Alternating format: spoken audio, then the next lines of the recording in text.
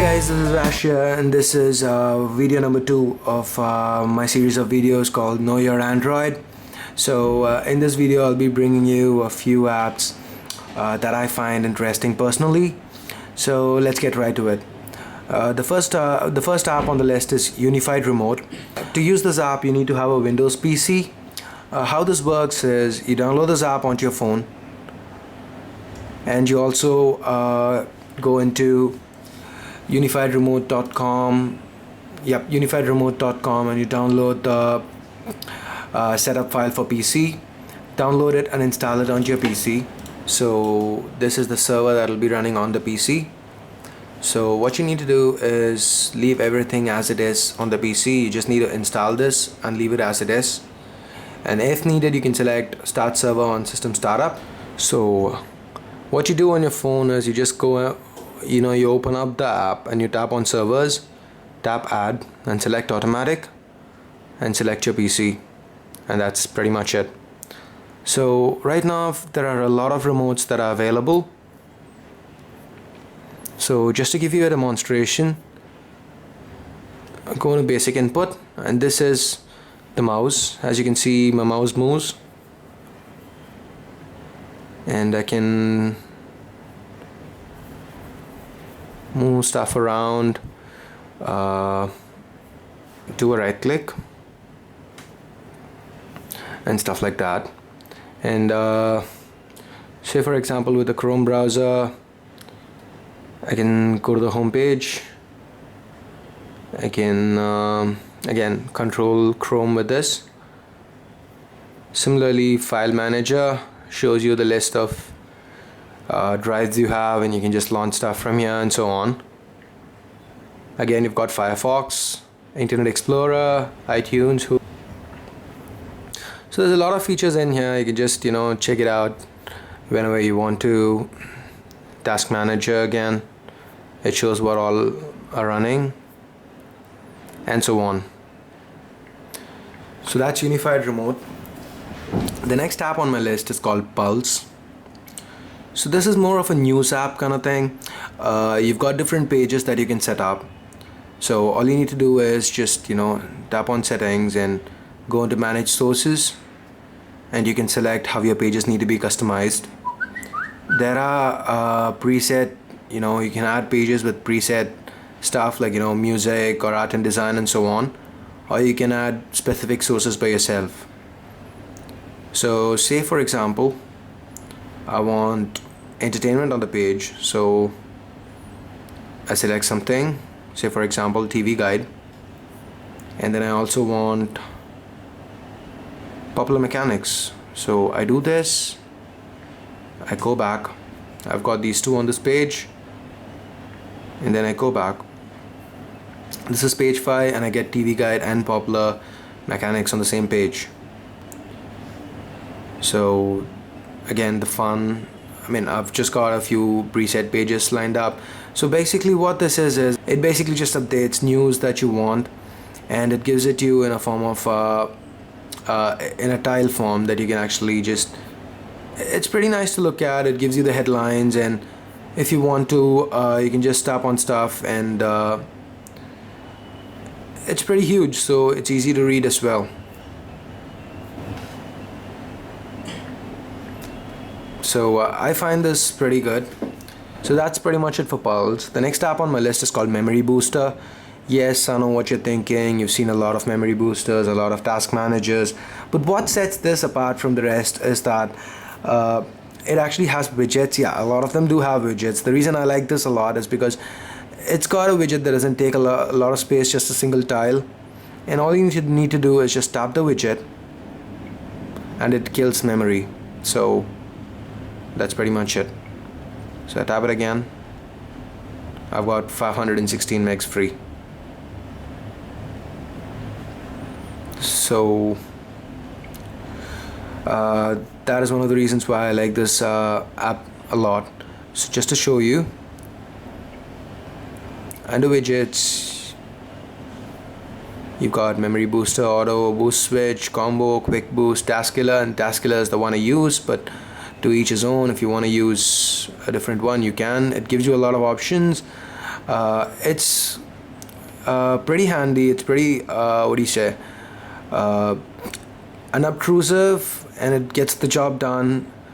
And that's one of the reasons this has been my memory, what do you say, my memory manager of choice for, I don't know, the last few months, ever since I've got the Galaxy Note. Okay, the next app on the list is called Droid. You must have seen, these kind of images on a lot of websites and stuff. And until a few months back, I wasn't exactly aware of what these were either. I mean, you might be aware, but if you're not, these are called QR codes. QR codes are called, QR codes are quick response codes. So these images by themselves can, they might contain a link in them, or they might contain some kind of data. Usually they're used to contain links. So for example, I've used a QR code generator, and I've generated a link, a QR code containing a link to my YouTube page. Droid has quite a few features, and one of the most important ones is it allows you to scan QR codes.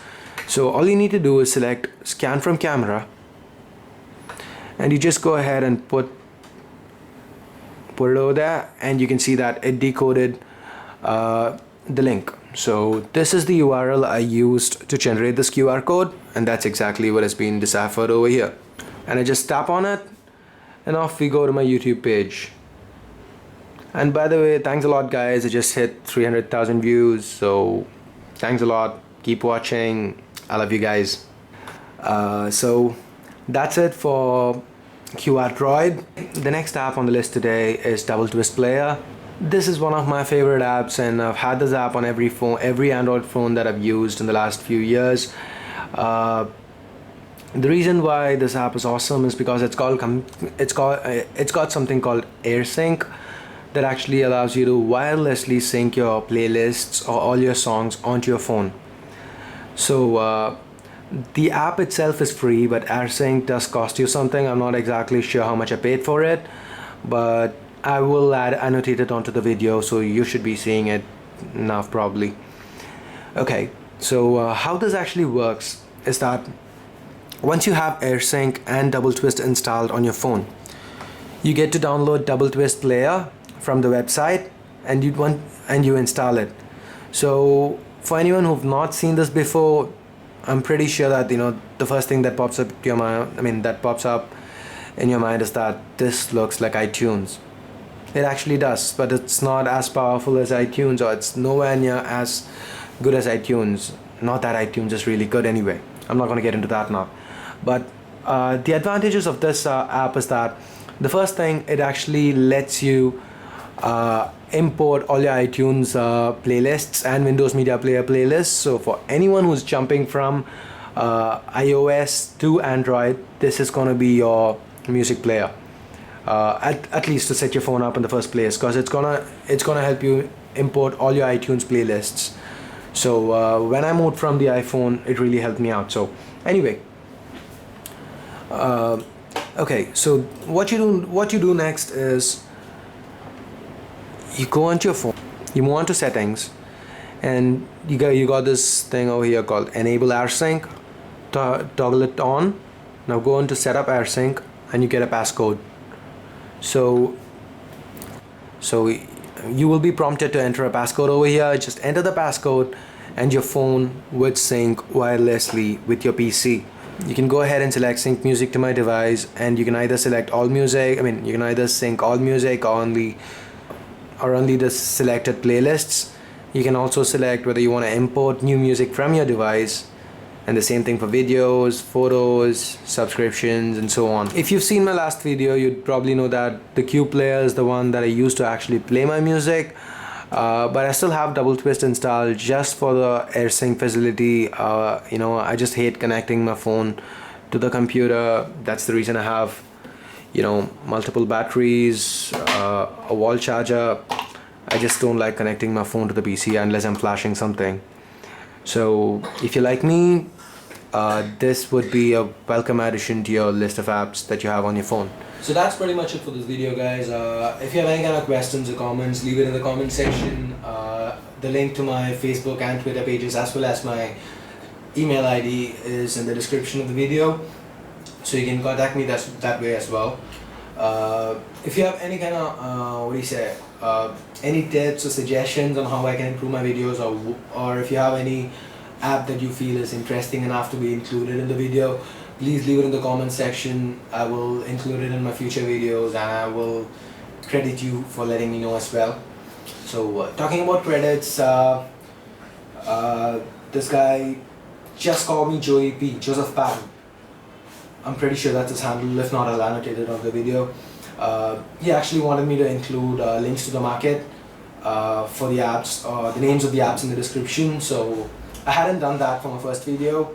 So he actually leaves a comment in the comment section and then tracks me down on Facebook and tells me to do that. And thanks a lot for that, bro. I had a blackout and I couldn't do it, but anyway, peace. I've included it this time. I've included it for the previous video, and I will do it in the future. So thanks a lot for your input. So on a personal note, I've just hit 300,000 views on YouTube. I'm pretty new. I've been doing this for a couple of months now. So thanks a lot for you guys watching, and thanks a lot to all of you who've subscribed, and thanks a lot for all of you who are just hearing this and you're gonna click the subscribe button on top. Well, was worth a try. So if you like the video, hit the like button, hit subscribe. I will be making more videos on apps and tutorials for Android and stuff. So if you have any requests, once again, feel free to contact me. I'll probably get that done for you. So that's pretty much it, guys. Thanks a lot for watching. You guys have a great day. Bye bye now.